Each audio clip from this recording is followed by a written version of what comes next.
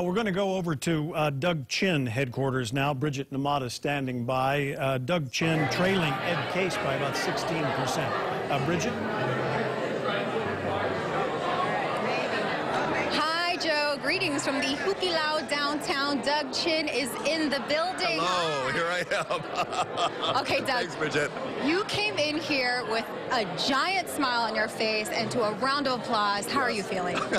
I feel less awesome than I would have felt if I'd been in a closer race right now.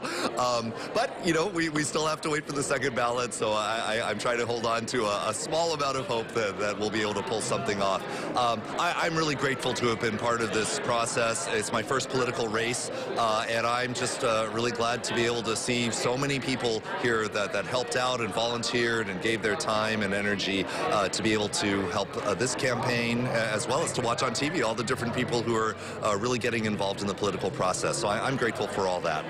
You have got a room full of supporters here. Tell us about everything leading up to this moment, how everything was on the campaign trail. You know, I think a lot of these people are people who actually weren't involved in politics before. I mean, these are friends from from law school and from the prosecutor's office, from church, and also a lot of people from the Democratic Party who've just been just really excited about wanting to hold President Trump accountable.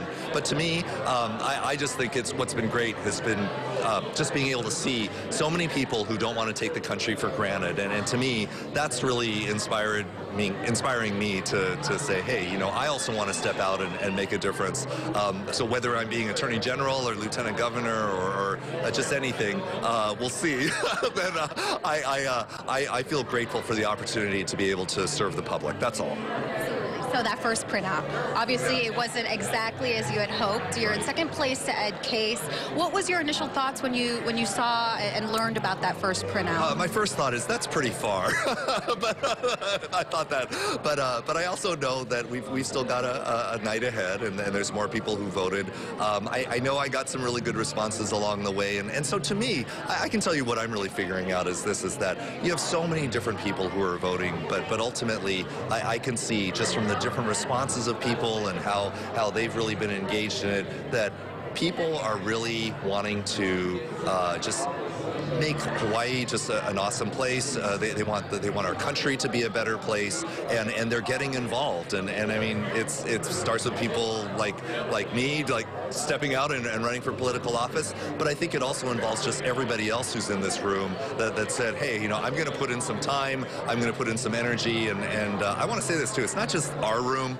It's all the other places out there. There's so many people who have really gotten involved in the political process. To me, I think that's showing that our country is caring about really wanting to make it better.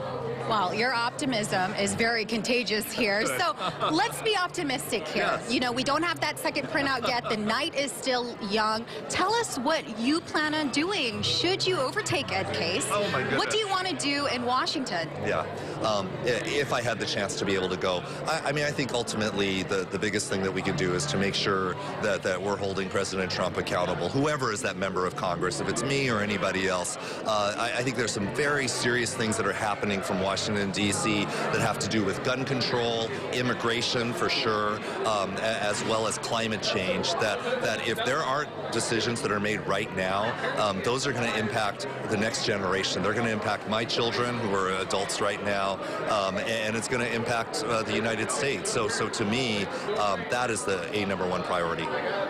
So when you walked into this room, you addressed the room, and you said you had a killer speech prepared. Yeah. Can you give us a little preview of what you want to say? So I want you guys to cover that speech because it's really good. No, you know what? I think what I really want to say is that I'm really going to thank the people who are volunteering here because to me it is all about people wanting to make the country a better place. And so even though we're all the way out here in Hawaii, you know, being here all this time, I always thought, hey, we're cut off from D.C. You know, we don't really need to be involved in that. But what I really saw from the energy and the excitement of people who got involved in the campaign was that they understood, no, even here in Hawaii, we can make a difference for the rest of the country. We're not just an island in the Pacific. We're a state that really has a great story to tell about inclusiveness and diversity and just progressive values that we can stand for. So I'm excited about that. You know, I got to ask you, you talked about this before, but you held many titles. Yeah. You were city prosecutor, you were managing director of the city and county of Honolulu at one point, attorney general, now lieutenant governor. You were never really, you never really dipped your toes into politics at first. You're up against Ed Case, who's got name recognition. Tell us about this. Is you mentioned this earlier, but this is your first time really stepping into the arena of politics. How has it been so far? Right. So all my life, I told myself, you know, I understand the whole Asian thing about, you know, don't stick out, you know, don't try to take risks, you know, just try to be somebody who fits in. But I really felt like with everything that I saw happening in the country that I didn't want to do that anymore. And it's not just me. I really believe other people feel that same way too.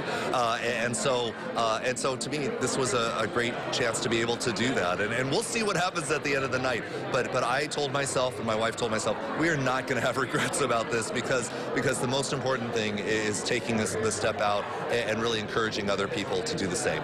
Doug, thank you so much for talking to us. I know you have a room full of supporters to go talk to, so we'll let you go for now. Again, this is Doug Chin, everybody. We are at the Hukilau at Doug Chin headquarters. He is a second place to Ed Case, but he's got optimism enough to fill this entire room. Joe, we're sending it back to you. Thank you.